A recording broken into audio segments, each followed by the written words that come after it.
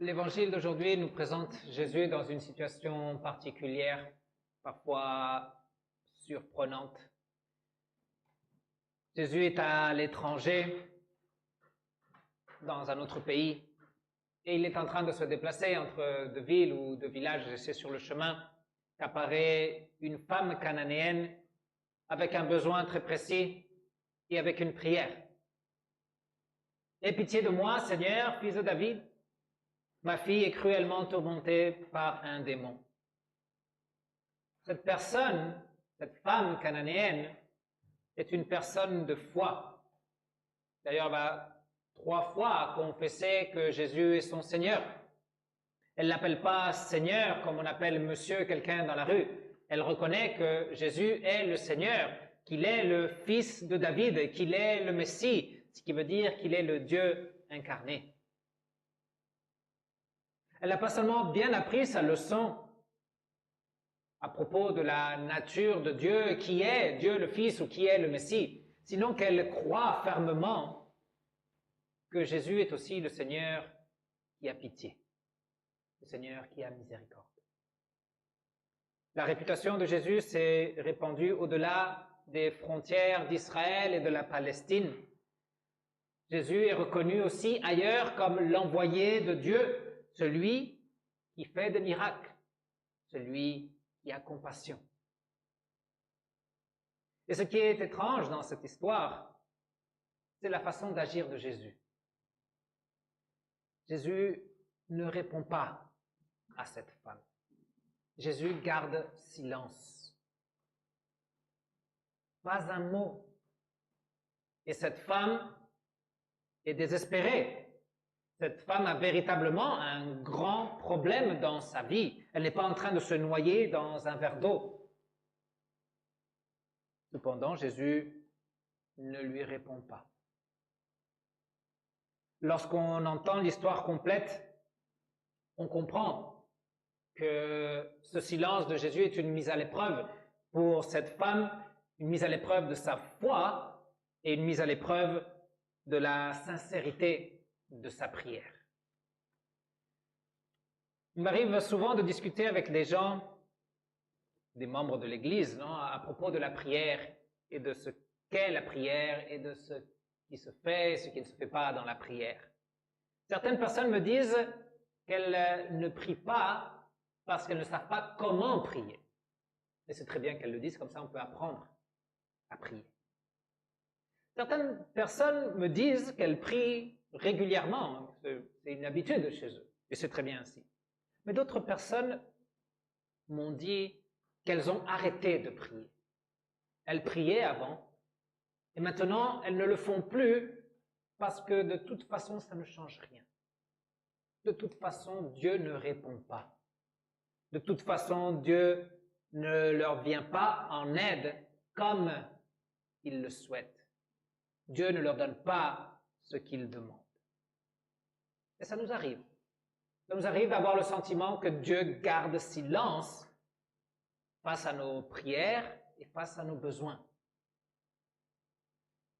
Et si c'est le cas, c'est peut-être aussi une épreuve pour toi, une épreuve pour voir dans quel état est ta foi et dans quel état est ta vie de prière. Nous sommes tous passés par là. Et nous passerons tous par là. Parce que nous ne sommes pas mis à l'épreuve dans notre foi et dans notre vie de prière qu'une seule fois dans notre vie, sinon nous le sommes plusieurs fois. Dieu garde silence. Ça ne veut pas dire qu'il est indifférent à ce qui nous arrive. Ça ne veut pas dire qu'il ne compatit pas avec ce que nous vivons. Nous voyons clairement dans les évangiles que Jésus est toujours compatissant. Il a compassion pour les perdus, il a de la compassion pour ceux qui sont malades, pour ceux qui sont souffrants, il est rempli de compassion pour cette femme cananéenne et pour sa fille qui est cruellement tourmentée par un démon. Il n'y a aucun doute de cette compassion de Jésus. Mais pour Jésus, il y a quelque chose de plus important que le bien-être physique et matériel de cette femme et de sa fille. Il y a quelque chose de plus important. Ça ne veut pas dire qu'il ne considère pas la situation physique et matérielle. Mais l'être humain doit détenir quelque chose de plus important que son bonheur matériel sur terre.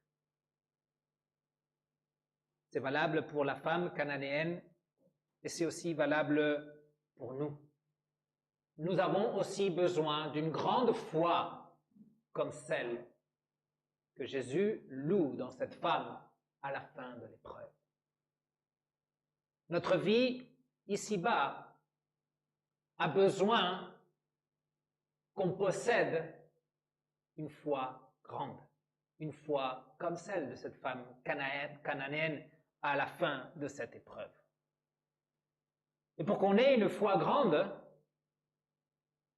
comme celle de la femme à la fin de cette épreuve, il faut qu'on soit soumis à l'épreuve. Il faut que notre foi soit soumise à l'épreuve et que notre vie de prière soit soumise à l'épreuve. Pour que notre foi soit grande, Jésus doit garder silence et ne doit pas répondre tout de suite à chacune de nos demandes. Nous avons beaucoup plus besoin de la foi dans notre quotidien que ce que nous sommes en train de demander dans notre prière. Jésus le sait. Et on le sait aussi. Vous le savez très bien. Jésus garde silence et ne répond pas à la femme cananéenne. Sa foi est mise à l'épreuve. La foi qui est conviction. Est-elle convaincue de ce qu'elle est en train de faire? Et nous pouvons être certains que cette même épreuve de notre conviction, nous devons l'affronter nous aussi. Avec son silence, Jésus veut voir si nous avons une grande foi ou si nous avons une toute petite foi. Les personnes avec une petite foi, face au silence de Dieu, se lassent très vite et arrêtent de prier. La personne qui disait « Seigneur, fils de David, aie pitié de moi », face au silence de Dieu, dit très vite « Tu es Seigneur de rien du tout. Tu ne réponds pas à ce que je te demande. Je te laisse. » Et c'est vrai qu'il y a un grand danger pour ceux qui ont une petite foi. Un grand danger de les mettre à l'épreuve. Mais Jésus sait qu'il est important que cette foi puisse croître. Et Jésus ne veut pas laisser passer l'opportunité de nous faire croître dans la foi et dans notre vie de prière. Jésus sait que nous avons besoin d'une grande foi, parce que quand viendront des vrais problèmes, des grands problèmes, nous aurons beaucoup plus besoin de la foi que de solutions rapides. La façon la plus facile d'illustrer ceci, c'est face à la mort de quelqu'un que nous aimons. Même si on prie pour la résurrection de cette personne, nous savons que ça n'arrivera pas. Par contre, on sait que dans le deuil, c'est le moment où on a plus besoin d'une grande foi, d'une conviction. Et si c'est comme ça, ou dans le deuil ou face à la mort, ça l'est aussi dans nos maladies, dans nos soucis, dans les défis que nous devons affronter, dans notre solitude ou face à nos peurs. Avec son silence face à nos prières, avec la mise à l'épreuve de notre foi, Jésus-Christ est en train de nous accorder un don bien supérieur à ce que nous sommes en train de demander. Il nous donne quelque chose beaucoup plus supérieur qu'une simple solution à nos problèmes. Jésus ne répond pas à ta prière, mais ça ne veut pas dire qu'il est indifférent à ta situation. Parfois, on a la sensation que Dieu ne nous écoute pas. Et à ce moment-là, on peut se demander si nous, on est en train de l'écouter lui. Si nous, on est en train de ce qu'il est en train de nous écoutez ce qu'il est en train de nous dire avec son silence, si nous, on est en train d'aller à la parole pour entendre sa voix. Jésus garde silence face à ta prière, mais il est en train de crier depuis la croix qu'il t'aime. Écoute sa voix. Écoute ce qu'il est en train de te dire depuis cette croix. La femme cananéenne n'avait pas une petite foi. Non, elle n'a pas rebroussé le chemin en se plaignant du silence de Jésus. Sa foi et sa conviction que Jésus était en mesure de faire quelque chose pour elle et pour sa fille étaient son moteur. La foi était son moteur pour marcher derrière Jésus, pour marcher derrière les disciples, de demander de l'aide et d'insister. Elle demandait tellement qu'elle a fini par agacer les disciples. Mais Jésus sait ce qu'il fait lorsqu'il garde silence. Si tu crois que Jésus est Seigneur, si tu as la ferme conviction qu'il est miséricordieux, si tu crois qu'il est en mesure d'exaucer tes prières face à son silence dans l'épreuve, insiste. Ne te fatigue pas. Ne prie pas une seule fois. N'arrête pas de prier. Insiste. Jésus enseigne à travers plusieurs paraboles qu'il faut insister dans la prière. L'insistance dans la prière est un témoignage de notre foi et de notre conviction. Celui qui arrête de prier, a-t-il véritablement prié, convaincu de la miséricorde de Dieu et que Dieu peut faire face à son problème? Ou a-t-il juste prié au cas où peut-être Dieu m'entend et qu'il fait quelque chose? Insiste. Montre ta foi à travers ton insistance. Montre au Seigneur que tu es convaincu de ce que tu es en train de prier et que tu es convaincu de sa miséricorde. L'épreuve pour la femme cananéenne ne s'est pas terminée avec son insistance. Jésus met également à l'épreuve sa fidélité ou son allégeance. Jésus veut savoir jusqu'où va cette fidélité à celui qu'elle appelle son Seigneur. Est-ce qu'elle considère que son Seigneur est supérieur ou est-ce qu'elle considère qu'elle est supérieure à son Seigneur? Est-ce qu'elle se soumet à la volonté de son Seigneur ou est-ce qu'elle veut que son Seigneur se soumette à sa volonté? Qui est l'autorité suprême dans ta vie? Toi ou le Seigneur? Qui est-ce qui détermine le bon chemin pour toi? Toi ou ton Seigneur? Est-ce la prière un bras de fer qu'il faut gagner? Est-ce qu'il faut réussir à soumettre la volonté de Dieu à la nôtre? Est-ce qu'il faut l'obliger à nous accorder ce que nous demandons? Alors Jésus fait remarquer à la femme cananéenne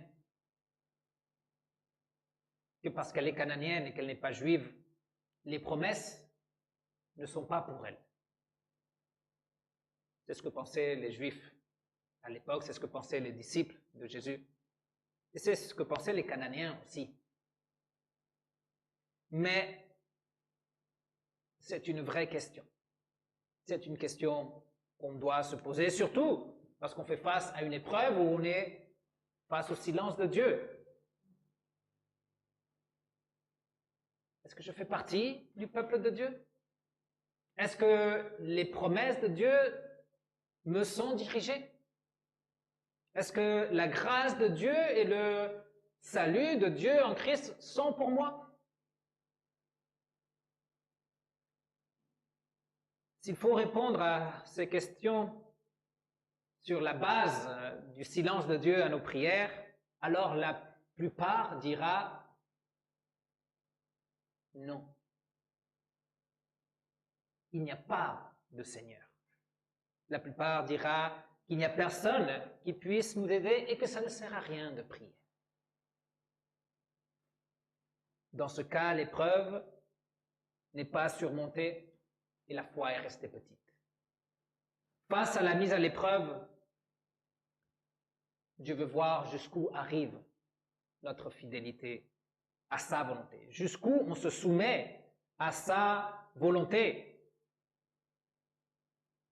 Il nous faut une foi grande comme celle de la femme cananéenne. Pleine de foi et de conviction, elle se jette aux pieds de Jésus, elle se prosterne devant lui, elle confesse de nouveau qu'il est son seul Seigneur et qu'elle cherche son secours en lui et en aucun autre. La femme cananéenne, avec sa soumission, nous enseigne que dans l'épreuve de notre foi, nous devons nous aussi nous prosterner devant Jésus. Nous devons accepter que lui est le Seigneur et pas nous. Nous devons accepter que sa volonté s'accomplira et non la nôtre. Nous devons accepter que nous ne pouvons pas tordre sa volonté. Dans l'épreuve, dans les tourments, dans la confusion, dans la fatigue, dans les déceptions, dans les frustrations, il ne faut pas se battre contre Dieu. Au contraire, il faut baisser les armes, il faut se rendre devant lui, il faut se prosterner devant lui et lui dire « Pardon Seigneur d'avoir lutté contre toi ». Disons-lui plutôt « Je t'appartiens et que ta volonté soit faite en moi ». Celui à qui on s'abandonne, celui à qui on se rend de cette façon, n'est autre que Jésus-Christ, le Seigneur, pas n'importe quel être humain. C'est lui qui est toujours compatissant, comme le disent l'Écriture. C'est lui qui possède toute autorité sur la terre et dans les cieux. C'est lui qui a fait de nous des enfants de Dieu. C'est lui qui nous garantit par sa résurrection et par le baptême que toutes les promesses de Dieu sont bel et bien pour nous. En Christ, et seulement en lui et par la foi, on peut avoir la certitude que nous sommes l'objet de l'amour de Dieu. Nous avons la certitude en lui que sa grâce nous accompagne tout au long de notre vie, même dans les épreuves les plus rudes. Mais l'épreuve pour la femme cananéenne ne s'est pas non plus arrêtée à ce moment-là, au moment de la soumission à la volonté du Christ. Il fallait aller encore plus loin.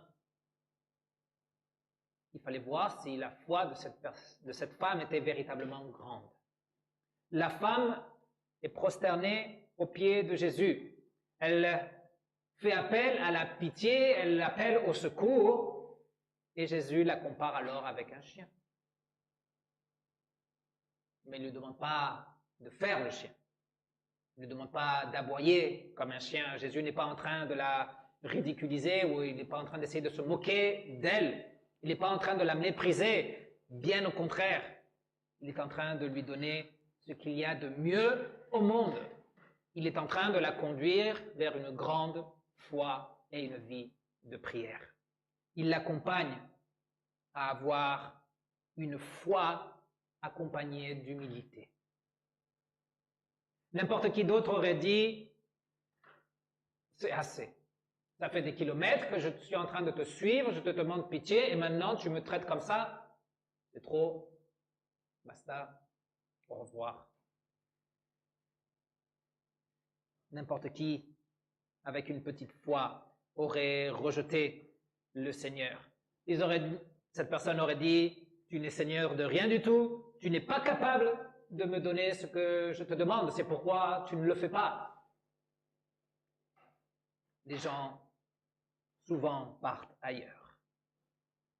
Par contre, ceux qui passent l'épreuve, ceux qui ont une grande foi, reconnaissent leur indignité.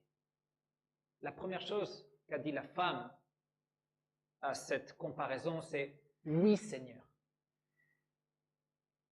Oui, tu as raison. Oui, je ne suis pas digne de toi. Oui, je ne suis pas digne de tes dons. Je ne suis pas digne de ta miséricorde. Je ne suis pas digne de ton amour. Je suis un ingrat. Je suis un orgueilleux. Et je ne suis pas digne de ce que je demande. Il faut de la foi avec de la conviction. Comme ça, on pourra insister dans la prière. Il faut de la foi avec de la soumission pour accepter la volonté de Dieu pour notre vie, et il faut de la foi avec d'humilité. De l'humilité pour apprendre à dépendre complètement de la grâce de Dieu. Tu es dans un besoin, prie. Jésus garde silence, insiste. Insiste en acceptant que la volonté de Dieu peut être différente de la tienne et de ce que tu es en train de demander. Prie avec insistance en reconnaissant que tu ne mérites rien de sa part. Tu ne mérites pas qu'il te donne ce que tu es en train de lui demander. Dépends de sa grâce. Renonçons à toutes sortes de prétentions dans notre prière. Tout ce que tu as fait dans ta vie pour le Seigneur, tous les sacrifices que tu as faits, les offrandes que tu as apportées, tout ça ne mérite absolument rien. Tout ça ne mérite qu'il te fasse aucune faveur. Ce n'est pas plus que ce qui t'est demandé. Dépend de sa grâce. Dieu veut t'accorder ce qui vient de sa grâce. Et c'est là notre chance. Dieu accorde sa grâce à tous ceux qui s'humilient devant lui. Alors, dans la prière, dans l'épreuve, n'oublions pas de rester humbles. N'oublions pas que toute notre vie dépend de sa grâce. Où est-ce qu'on en est dans notre épreuve? Où est-ce que tu en es dans ton épreuve? Eh bien, à la foi, ajoute la conviction. À la conviction, ajoute cette soumission. Et à la soumission, ajoute l'humilité. C'est la recette pour que Dieu exauce les prières? Pas du tout. Il n'y a pas de recette magique pour obliger Dieu à accomplir ce qu'on lui demande. On doit dépendre toujours de sa grâce.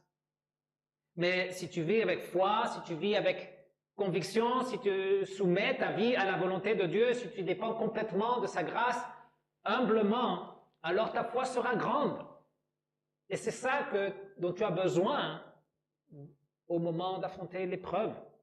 Ta foi sera énorme. Tes soucis deviendront plus petits. Tu seras dans la bonne perspective. Alors, avec cette foi grande, les promesses de Dieu te soutiendront et la paix et la confiance seront ton quotidien.